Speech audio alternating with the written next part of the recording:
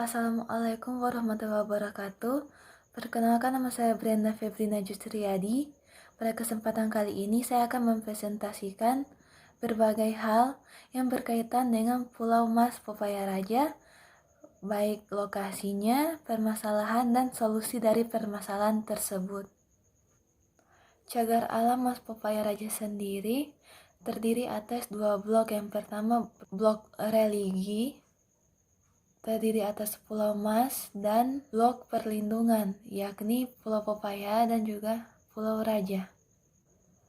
Sejarah mengapa Pulau Mas Popaya Raja dijadikan sebagai cagar alam bermula ketika ada raja bernama Malio yang memimpin kerajaan Kuandang. Kemudian di tahun 1929, bos Aceh atau pegawai Belanda yang bernama Auno melakukan penelitian sekaligus kunjungan kerja di Pulau Raja. Kunjungan tersebut menghasilkan rekomendasi kepada Ratu Belanda, yakni Ratu Wilhelmina, untuk menjadikan Pulau Raja dan pulau-pulau di sekitarnya, yakni Pulau Popaya dan juga Pulau Mas, menjadi kawasan cagar alam melalui surat keputusan yang diterbitkan oleh pemerintah Belanda. Di Pulau Mas Popaya Raja sendiri terdapat berbagai flora dan fauna endemik. Di antaranya adalah burung maleo, ada penyu, ada burung gasong Filipina, ular sanca, bangau laut, elang, dan sebagainya. Untuk floranya sendiri terdapat cemara laut, mangrove, pandan, dan sebagainya. Selanjutnya akan membahas permasalahan yang terjadi di Pulau Mas Popaya Raja. Permasalahan yang paling dominan yang dapat ditemukan di Pulau Mas Popaya Raja yakni dari permasalahan ekonominya. Seperti disinggung tadi bahwasanya di Pulau Mas Popaya Raja terdapat flora dan fauna yang beragam, serta ditunjang dengan keadaan yang terdapat di Pulau Mas Popaya Raja yang cocok untuk dijadikan sebagai wisata alam. Nah, berbagai sumber daya alam yang terdapat di Mas Popaya Raja tentu saja dimanfaatkan oleh masyarakat sekitar. Awalnya banyak masyarakat yang memanfaatkan bom untuk menangkap ikan, dan tentu saja itu dapat berpengaruh terhadap rusaknya terumbu karang. Dan dampak dari pengeboman ikan sendiri itu masih dapat dirasakan sampai sekarang. Hanya saja masyarakat sudah jarang untuk menangkap ikan menggunakan bom karena sudah adanya kesadaran yang timbul bahwasanya pengeboman ikan itu merugikan Pulau Mas Popaya Raja. Topografi Pulau Mas Popaya Raja berbukit dengan tutupan pohon yang sangat rapat, sehingga kemungkinan terjadinya kebakaran di musim kemarau dapat terjadi, seperti kasus yang pernah terjadi di tahun 1990-an. Topografi Pulau Mas Popaya Raja berbukit dengan tutupan pohon yang sangat rapat, sehingga kemungkinan terjadinya kebakaran di musim kemarau dapat terjadi, seperti kasus yang pernah terjadi di tahun 1990-an, di mana ketika musim panas melanda dan secara tidak sengaja terjadi pembakaran dari sisa perapian yang menjalan ke daun kering sampai dengan hutan, maka itu tentu saja akan menyulitkan untuk dapat memadamkannya. Masih membahas permasalahan terkait pemanfaatan sumber daya alam yang terdapat di Pulau Mas Popaya Raja, kita ketahui bahwasanya Pulau Mas Popaya Raja memiliki biota yang khas, yakni penyu. Penyu itu terdiri dari 4 jenis, yakni penyu hijau, penyu sisik, penyu belimbing, dan penyu tempayan. Yang dapat ditemukan adalah penyu sisik yang dapat bertelur sangat banyak. Selain itu juga ada burung gasong, biawak, dan kelelawar yang banyak dijadikan sebagai sumber makanan yang diburu oleh manusia untuk sekedar hobi, untuk dimanfaatkan sebagai makanan maupun obat-obatan. Perburuan terhadap penyu sangat rentan terjadi karena penyu sendiri menawarkan beberapa manfaat seperti dapat mengobati masuk angin serta dapat meningkatkan stamina pria.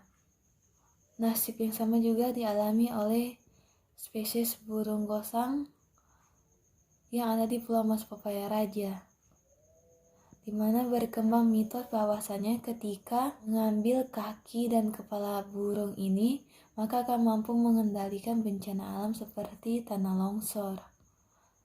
Tidak hanya itu, telur burung ini sering dijadikan sebagai makanan dalam perayaan tradisi walimah.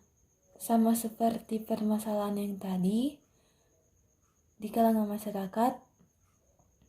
masyarakat saat ini sudah terdapat kesadaran akan pentingnya melestarikan penyu. Selanjutnya, permasalahan yang berkaitan dengan perizinan untuk menjalankan aktivitas di Pulau Mas Papaya Raja. Berbagai tindakan yang tentu saja bertentangan dengan cagar alam yang dapat merusak cagar alam tentu saja harus dihindari. Contohnya seperti illegal logging dan juga pertambangan emas secara ilegal. Kedua, aktivitas ini tentu saja dapat merugikan bagi cagar alam itu sendiri karena akan menghilangkan keanekaragaman hayati yang ada. Nah, ketika aktivitas ini masih terus berlangsung di cagar alam tersebut, maka itu harus dipertanyakan bagaimana mekanisme perizinan tersebut. Khusus bagi masyarakat sekitar, penting untuk memperhatikan limbah-limbah yang berserakan. Karena tentu saja selain mengganggu pemandangan, juga dapat menghambat perkembangan dari spesies yang terdapat di pulau tersebut. Contohnya penyu. Selain itu juga harus diperhatikan jika ingin mengembangkan cagar alam untuk jadikan misalnya taman wisata, maka itu harus diperhatikan dan dipertimbangkan dengan matang-matang karena secara otomatis akan terjadi alih fungsi lahan. Ketika terjadi alih fungsi lahan, maka habitat dari spesies yang terdapat di Pulau Mas Papaya Raja tentu saja akan berkurang, dan spesies-spesies yang terdapat di pulau ini tentu saja harus beradaptasi dan akan menimbulkan stres bagi hewan-hewan tersebut. Timbulnya stres tentu saja akan menyebabkan berkurangnya reproduksi dari spesies tersebut. Berkurangnya reproduksi tersebut tentu saja akan menurunkan jumlah spesies yang ada di pulau tersebut. Tentu saja berbagai permasalahan yang telah dijelaskan tadi diperlukan sebuah solusi untuk dapat mengatasinya. Adapun beberapa hal yang dapat dilakukan dimulai dengan patroli. Patroli sendiri di Pulau Mas Papaya Raja sudah mampu untuk menekan berbagai aktivitas yang melanggar dan dapat merusak cagar alam Pulau Mas Papaya Raja.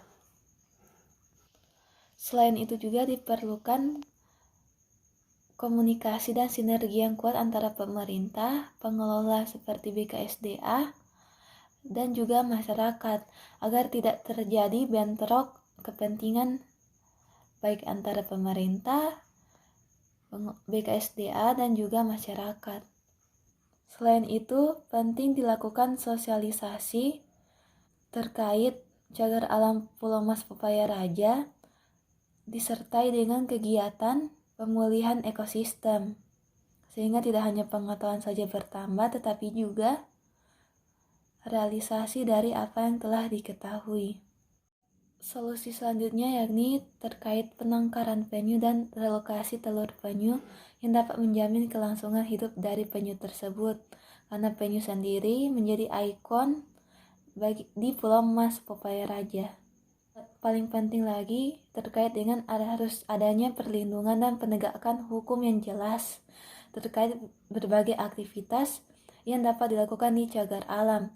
Ketika aktivitas yang dilakukan tersebut melanggar atau dapat merusak cagar alam tersebut, seharusnya ada tindakan atau hukum yang dapat melarang oknum tersebut melakukan aktivitas tersebut, sehingga keseimbangan ekosistem yang terdapat di cagar alam Pulau Mas Popaya Raja dapat dipertahankan. Demikian presentasi dari saya. Mohon maaf bila ada kesalahan dan kekurangan. Wassalamualaikum warahmatullahi wabarakatuh.